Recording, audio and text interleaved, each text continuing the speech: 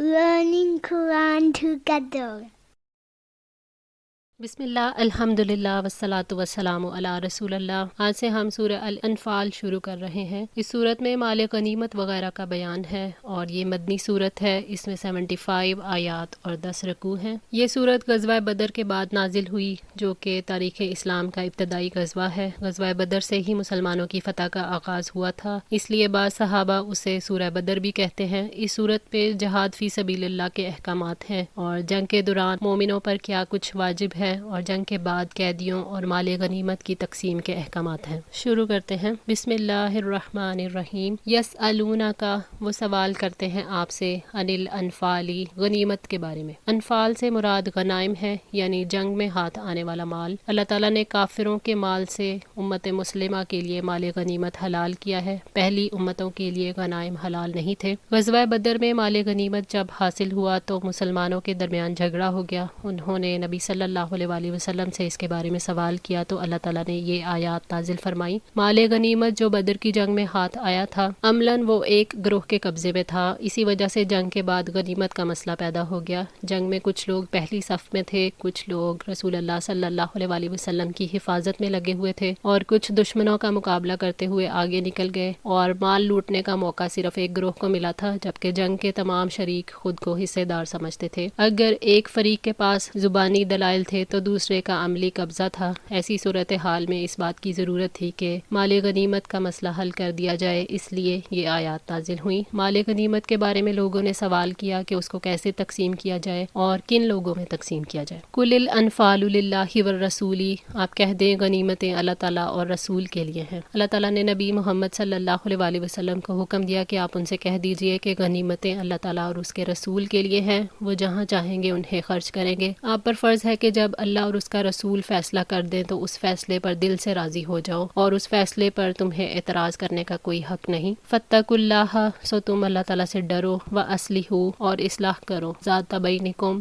آپس میں، یعنی اے لوگو اللہ تعالیٰ سے ڈرو جو تمہارے دلوں کی باتوں کو جانتا ہے۔ اختلاف اور باہمی جھگڑوں کے معاملے میں اللہ تعالیٰ سے ڈرو اور آپس کے تعلقات کی اصلاح کر لو۔ حضرت ابن عباس رضی اللہ تعالیٰ عنہ نے کہا، یہ اللہ تعالیٰ کی جانب سے مومنوں پر کھولا گیا ہے کہ وہ اللہ تعالیٰ سے ڈریں اور آپس کے معاملات کی اصلاح کریں۔ آپس کے بغض، قطع تعلقی کو محبت اور میل جول کے ذریعے سے اصلاح کر لو، اس طرح تم میں اتفاق پیدا ہوگا، جھگڑے کی وجہ سے جو نقصان ہوا ہے اس کا ازالہ ہو جائے گا۔ وَأَطِیعُوا اللَّهَ وَرَسُولَهُ، اور اللہ اور اس کے رسول کی اطاعت کرو، ان کنتم مؤمنین، اگر تم مومن ہو۔ اس کے معنی ہے کہ اے لوگو جو مال غنیمت چاہتے ہو، اپنے معاملے کو اللہ اور اس کے رسول کی طرف لوٹا دو اگر تم رسول کی تصدیق کرتے ہو۔ اللہ اور اس کے رسول کی اطاعت کا اندازہ اللہ تعالیٰ کے احکامات کو تسلیم کرنے سے ہی ہوتا ہے۔ انما المؤمنون الذین، بلا شبہ مومن وہی ہیں، اذا ذکر اللہ، جب اللہ تعالیٰ کا ذکر کیا جائے، وجلت قلوبہم، تو ان کے دل لرز جاتے ہیں۔ بلا شبہ مومن وہی ہیں، یعنی کامل ایمان والے وہی ہیں کہ جب اللہ تعالیٰ کا ذکر کیا جائے تو ان کے دل ڈر جاتے ہیں۔ خوف الہی گناہوں سے بچنے کا بھی سب سے بڑا ذریعہ ہے اور علامت بھی۔ اللہ تعالیٰ نے فرمایا، وَبَشِّرِ الْمُخْبِتِينَ الَّذِينَ إِذَا ذُكِرَ اللَّهُ وَجِلَتْ قُلُوبُهُمْ، اور آپ عاجزی اختیار کرنے والوں کو خوشخبری دے دیں، وہ لوگ کہ جب اللہ تعالیٰ کا ذکر کیا جاتا ہے تو ان کے دل کانپ اٹھتے ہیں۔ سورہ الحج آیت 34-35۔ اللہ تعالیٰ کا کامل خوف اسے ہوتا ہے جب اللہ تعالیٰ کو یاد کرے تو ان کے دل ڈر جائیں اور وہ اللہ تعالیٰ کی عظمت اور اس کے جلال کو محسوس کریں اور اس کے وعدوں اور وارننگز کو یاد کرے اور پورا خوف رکھے۔ وَإِذَا تُلِيَتْ عَلَيْهِمْ آيَاتُهُ، اور جب اللہ تعالیٰ کی آیات ان کو پڑھ کر سنائی جاتی ہیں،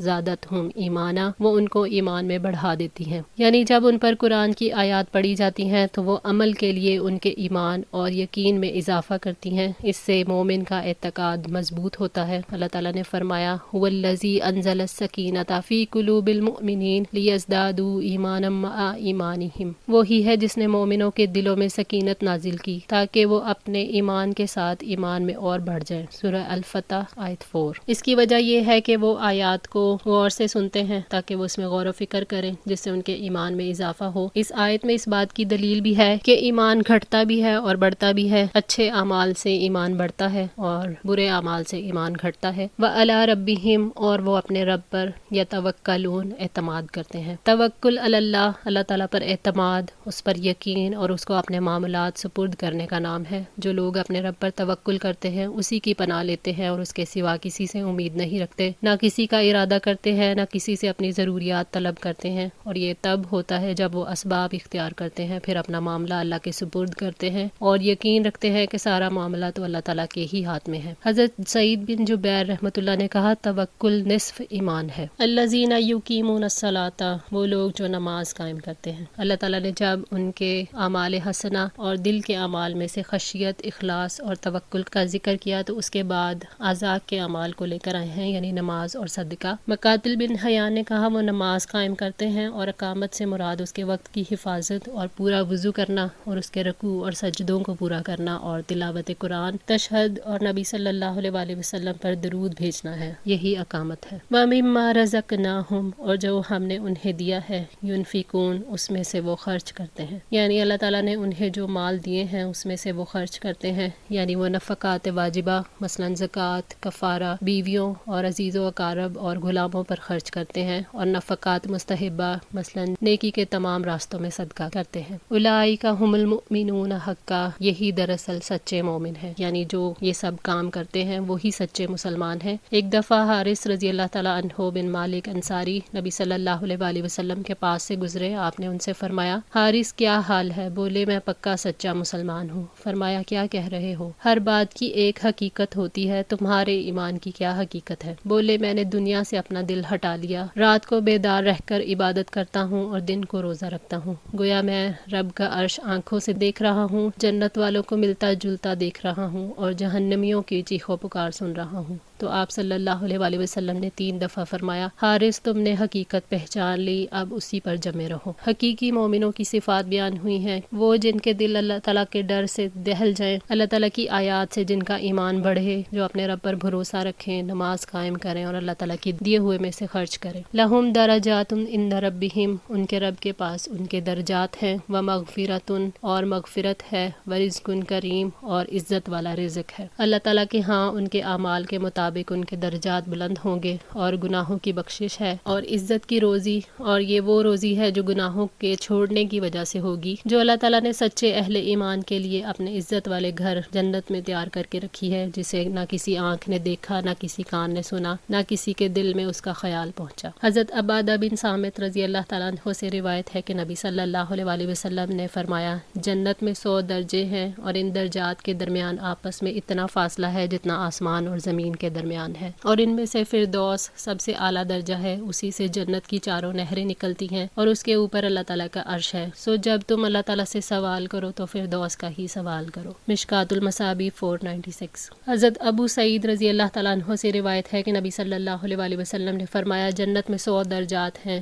اگر سارے جہان ان میں سے ایک درجے میں جمع ہو جائیں تو اس ایک درجے میں سب سما جائیں۔ مشکات المصابیح 497۔ کما اخرجک ربک، جیسا کہ نکالا آپ کو آپ کے رب نے، من بیتک، آپ کے گھر سے، بالحق، حق کے ساتھ۔ اللہ تعالیٰ نے اپنے رسول محمد صلی اللہ علیہ وآلہ وسلم کو مدینہ سے نکال کر بدر کے مقام پر مشرکوں سے جنگ کے لیے اس حق کے ساتھ باہر نکالا جس کو اللہ تعالیٰ پسند فرماتا ہے۔ اللہ تعالیٰ نے گھر سے نکالنے سے پہلے اور اس عظیم غزوے کے ذکر سے پہلے اہل ایمان کی صفات بیان فرمائی ہیں جنہیں اختیار کرنا چاہیے۔ جو مومن یہ صفات اختیار کرتا ہے وہ ثابت قدم ہو جاتا ہے، ان کا ایمان حقیقی اور سچا ہے اور اللہ تعالیٰ نے ان کے لیے حقیقی جزا رکھی ہے۔ بدر کی جنگ کے کچھ حالات کا ذکر ہے۔ شعبان 2 ہجری میں قریش کا ایک تجارتی قافلہ شام سے مکہ کی طرف واپس جا رہا تھا اور قافلے کے ساتھ تقریباً 60,000 اشرفی سامان تھا۔ اس وقت یہ خطرہ تھا کہ مسلمان کہیں قافلہ تجارت پر حملہ نہ کر لیں کیونکہ راستہ مدینہ کے پاس سے گزرتا تھا۔ قافلے کے سردار ابو سفیان نے تیز رفتار اونٹنی کے ذریعے مکہ والوں کو مدد کے لیے پکارا کہ اگر نہ آئے تو مسلمان قافلہ لوٹ لیں گے۔ مکہ میں جوش پیدا ہو گیا۔ 950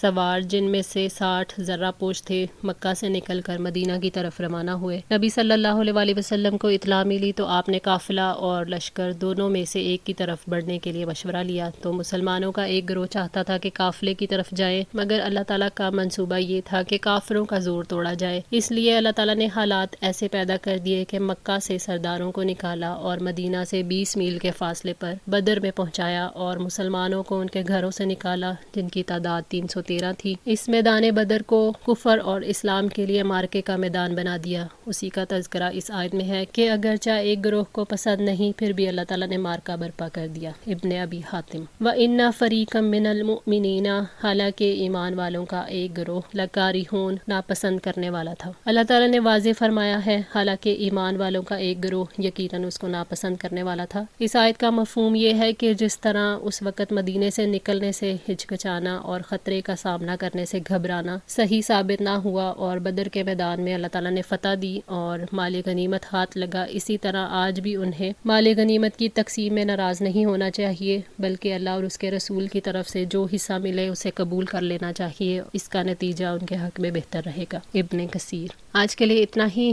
دعا ہے اللہ تعالیٰ ہماری اس کوشش کو قبول فرمائے، ہماری غلطیوں کو تاہیوں کو معاف فرما کر ہماری اصلاح فرمائے۔ جزاکم اللہ خیر، والسلام علیکم ورحمۃ اللہ وبرکاتہ۔